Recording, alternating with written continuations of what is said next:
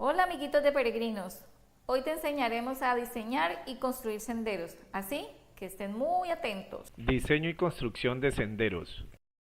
Hoy vamos a aprender qué es un sendero. Es un camino delimitado que permite recorrer con facilidad un área determinada. Los senderos son una de las mejores maneras de disfrutar de un área protegida a un ritmo que permita una relación íntima con el entorno. Funciones del sendero: servir de acceso y paseo para los visitantes, ser un medio para el desarrollo de actividades educativas, servir para los propósitos administrativos del área protegida. Tipos de senderos. Senderos interpretativos, senderos para excursión, senderos de acceso restringido. Senderos interpretativos. Son cortos, se pueden operar de forma guiada o autoguiada con ayuda de señalización informativa. Su componente principal es la interpretación. Senderos para excursión. Recorridos largos, señalizados, permiten el contacto con especies de valor escénico o ecológico. Senderos de acceso restringido, estructurados para funciones de vigilancia y monitoreo. Son los utilizados por los propietarios. En el caso de las áreas protegidas, las actividades son desarrolladas por guardaparques o por la misma comunidad. Características de un sendero. Permitir la llegada a aquellos lugares aptos para ser visitados. Representar los principales ecosistemas. Acceder a las zonas de mayor belleza escénica. Considerar medidas de diseño para regular la capacidad de carga. Ofrecer seguridad y comodidad. Utilizarse para la función exclusiva para la cual fueron diseñados. Planeación de un sendero. Impactos. Impactos sobre el medio físico y el paisaje. Impactos sobre la flora. Impactos sobre la fauna. Impactos sobre el medio físico y el paisaje. Compactación de suelos, cambio en el drenaje, erosión, incendios, calidad visual y acústica. Impacto sobre la flora, daños puntuales en la vegetación de áreas transitadas, los cambios en las comunidades por introducción de especies exóticas, la extracción de leña, flores, frutos y semillas, y los impactos sobre especies o comunidades de distribución reducida. Impacto sobre la fauna, desplazamiento de especies, alteración de ciclos reproductivos de las especies endémicas, domesticación de especies silvestres. Decidir el propósito del sendero. ¿Para qué? Identificar el tipo y número de usuarios. ¿Para quién? Estudiar todos los antecedentes disponibles del área, utilizando como apoyo mapas y fotos aéreas para trazar la posible ruta del sendero. Identificar en terreno los lugares exactos por donde resulta interesante que pase el sendero, como bordes de ríos, cascadas de agua, miradores y otros elementos sobresalientes. Pasos para planificar un sendero. Identificar en terreno las áreas frágiles o riesgosas por donde un sendero no debe pasar, como pantanos, pendientes fuertes, sitios con vegetación frágil o de reproducción de animales silvestres.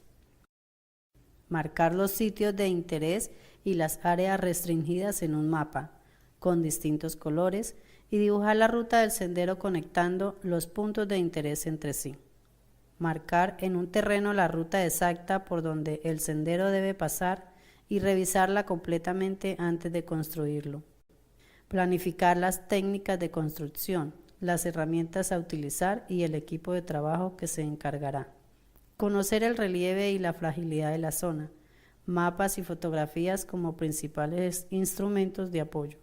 Realizar un inventario de los valores y atractivos naturales. Diseño de un sendero. Generalidades a tener en cuenta. La integración del sendero con otras instalaciones para visitantes. Conectar con otros senderos, áreas de acampar, áreas de picnic, el centro de visitantes, los estacionamientos y las paradas de transporte. La psicología de los usuarios. La ruta como la estructura física del sendero deben ser tales que estimulen a los usuarios a mantenerse en él. El costo de las obras de construcción, herramientas y mano de obra que se requieren para el sendero planeado. Conceptos técnicos: pendiente, homogeneidad de la rasante, ancho de huella. Pendiente se refiere a la inclinación general del sendero. Se recomienda una pendiente máximo de 10 grados o 18%. De ser mayor, es necesario usar escalas o escalones. Homogeneidad de la rasante. La rasante es la línea base del sendero o superficie por la que los visitantes caminarán. Se deben evitar huecos o desniveles donde se pueda empozar el agua.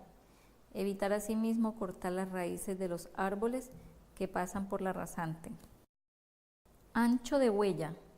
Se refiere al ancho del sendero. Entre más corto el ancho del sendero, más lento el tránsito. Mínimo 80 centímetros y máximo 2 metros. A mayor pendiente, menor ancho de huella. Aspectos de construcción. Trazado de la ruta. Estabilizado de la huella. Proceso de fajeo. Drenaje. Construcción de escalones. Construcción de puentes, pasarelas y otras obras auxiliares. Piso de troncos o embaralado. Superficie de piedra o riprap. Trazado de la ruta. El trazado que se recomienda hacerlo preferiblemente antes en un mapa o un bosquejo. Debe incluir los puntos de interés, pasos obligados, puntos críticos y pendientes muy altas. Se recomienda delimitar con estacas pintadas o varas. Estabilizado de la huella. Se realiza alterno al ancho de faja. En terrenos con pendiente, estos desechos deben ubicarse en el borde exterior del sendero, por el lado de derrame del talud, para evitar el derrumbe de los materiales de relleno. Proceso de fajeo. En este proceso no se debe exceder el ancho de la faja previamente definido y eliminar solo la vegetación que estorba. Drenaje. Se deben instalar barreras de agua para que éstas se desplacen a los costados. En casos de anegamiento o erosión a causa del agua, es necesario redefinir el trazado del sendero. Construcción de escalones, usados cuando hay pendientes fuertes o cuando el suelo es inestable. Para su construcción se marcan los puntos de inicio y fin. Para saber el número de peldaños se divide la altura del desnivel entre la altura del peldaño. Construcción de puentes, pasarelas y otras obras auxiliares. Puentes. Se usan principalmente en ríos o arroyos permanentes. Los materiales son de acuerdo a lo existente en la región. Se debe tener en cuenta aspectos como la estabilidad del suelo y las crecientes en diferentes épocas del año. Piso de troncos o embaralado. La superficie es cubierta con troncos cuando se torna resbalosa o húmeda. Superficie de piedra o riprap. Es una superficie en piedra con piedras grandes alrededor como soporte del camino. Las piedras se colocan profunda y firmemente en el suelo.